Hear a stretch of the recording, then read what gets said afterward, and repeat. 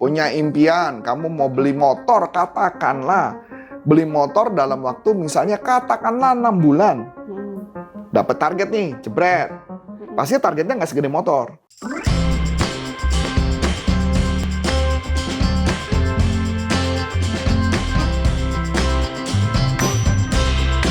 Ditekan dari atas karena targetnya nggak tercapai-capai, dan juga dapat tekanan di lapangan dari customer yang dia tuh minta diskon terus harganya. Bahkan kalau misalkan teman-teman perhatikan ya, di posisi kita sebagai sales, gimana sih cara kita biar nggak di posisi tertekan dan terhimpit dari tekanan atasan internal maupun dari customernya. Langsung aja yuk kita bahas dengan Coach Arif. Halo Coach. Halo.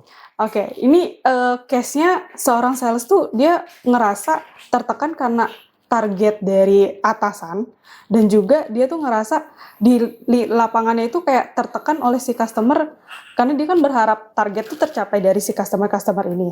Tapi dia juga kayak kok nggak bisa closing nih sama si customer. Nah, itu gimana sih posisi sales biar dia tuh nggak ngerasa tertekan dari atas bawah? Jadi kalau saya sih gini ya sebenarnya ya. Coba kita balik gitu ya. Hal yang membuat kita tertekan kan karena kita merasa bahwa kita mengerjakan pekerjaan orang lain, bukan mengerjakan pekerjaan kita. Nangkep nggak maksud saya? Kayak gini. Anda dikasih target. Kamu ketika dikasih target, kamu dikejar-kejar target. Karena kamu ngerjain tugasnya perusahaan. Bukan kamu punya impian. Kalau kamu udah punya impian dan dikasih target, impiannya selaras dengan target, bahkan bisa jadi target impian itu lebih gede pada target, maka kamu nggak akan merasa kayak orang gila. Capek iya, bohong kalau nggak capek. Capek iya, tapi dalam capeknya tersebut dia tahu dia mau ngejar impian itu. Misal contoh, punya impian, kamu mau beli motor, katakanlah. Beli motor dalam waktu misalnya katakanlah 6 bulan. Dapat target nih, jebret. Pasti targetnya nggak segede motor. Pasti gue jamin nggak mungkin. Oke? Nah, kamu fokusnya di mana? Targetnya atau fokus motornya? Kalau fokus motornya ketika ditekan, maka yang muncul apa? Gue lagi dibantu bos nih. Supaya gue achieve target. Biar gue semangat. Nangkep nggak maksud saya? Kalau saya ngelihatnya adalah tekanan saja tanpa ada motornya, itu membuat saya ngejar nggak? Enggak. Tertekan karena yang seharusnya kamu nggak mau kejar, kamu ngejar. Bener nggak?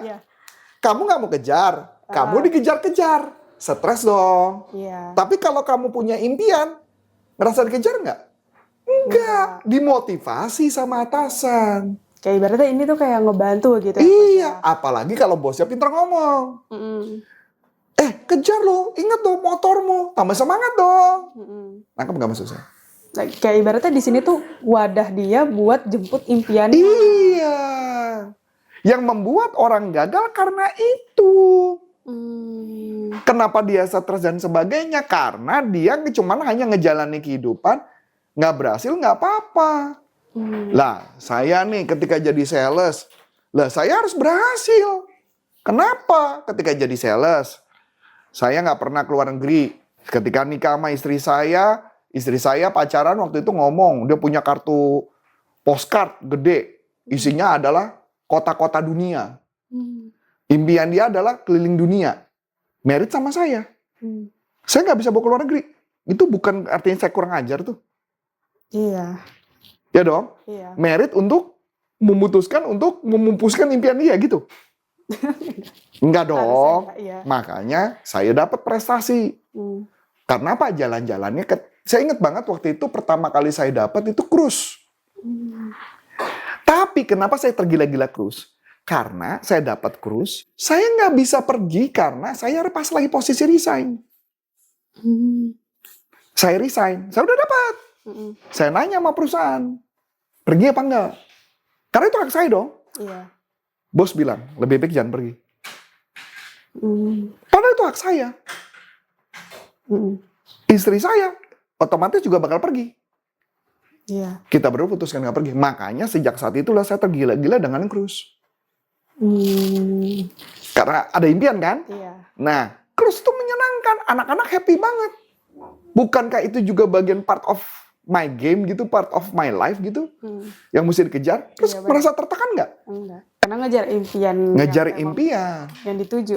Nah, contoh nih, Iya. beberapa tahun yang lalu, mungkin Adi tahu, saya ada di momen dimana ngerasa, udahlah capek lah. Udahlah nggak usah fight lah, ngapain fight? Toh juga karyawan juga banyak yang resign, ngapain gue fight? Tanya Adi tuh, tahu dia tuh. Sampai di momen, udah gue gampang lah, gue punya satu asisten, gue punya satu admin yang bantu gue, udah selesai deh. Gue nggak perlu gaji sekian orang banyak, ngapain? Ya, anak saya juga ngomong gitu. Papa tuh senengnya, kemarin ngomong tuh, Papa tuh senengnya punya pegawai yang bisa disuruh-suruh. Salah, Matthew.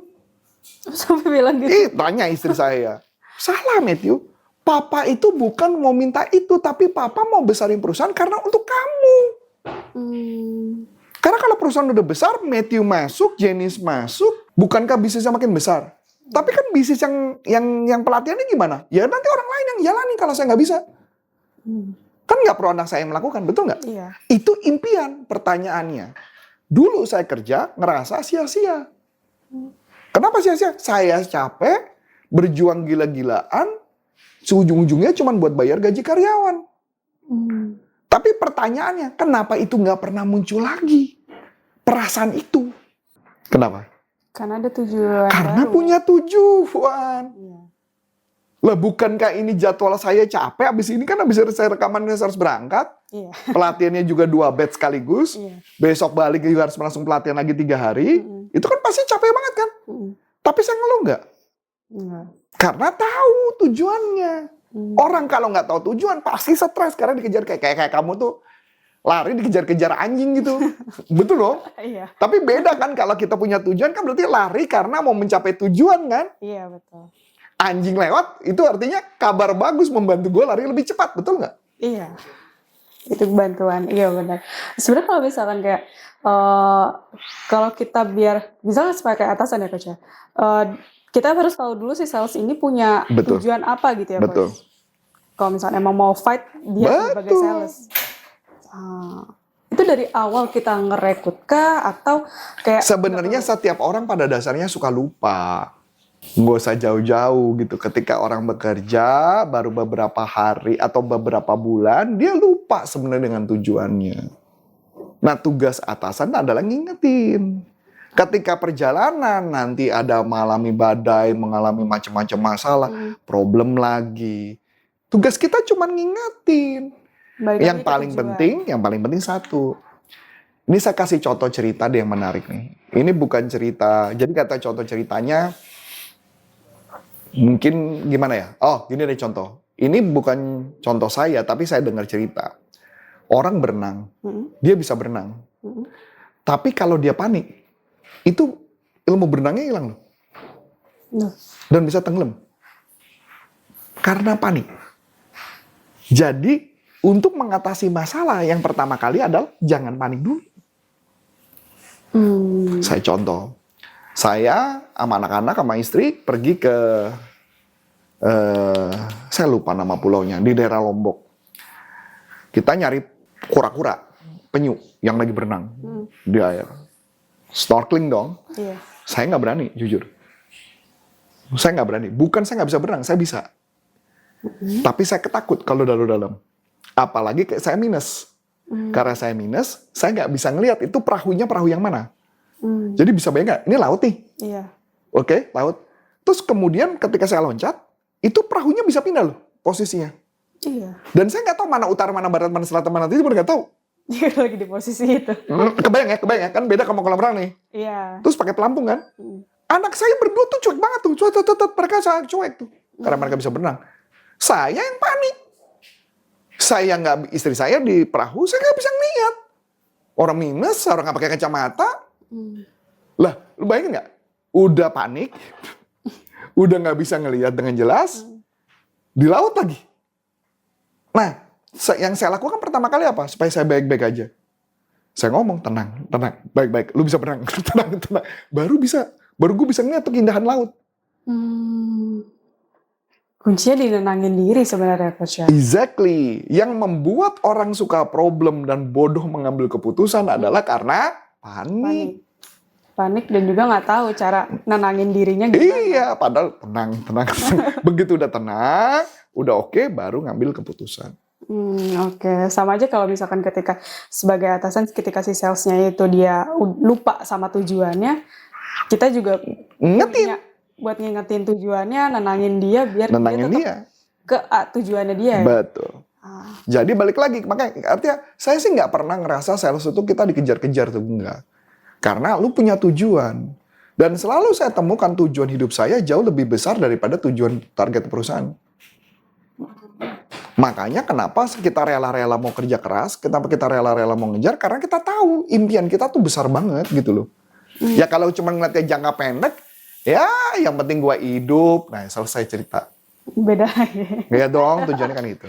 Iya, benar-benar. Oke, nih teman-teman di sini udah punya tujuan belum nih? Yang ibaratnya bisa teman-teman capai. Kalau teman-teman punya tujuan, langsung aja tulis di kolom komentar. Kita bisa diskusi bareng di grup WhatsApp. Teman-teman bisa langsung klik link yang ada di deskripsi ya. Cukup sekian dari aku, Aulia. Dan saya Coach Antoni. Saya mau ucapkan terima kasih, sukses buat Anda dan sampai jumpa. Salam performance. Bye-bye.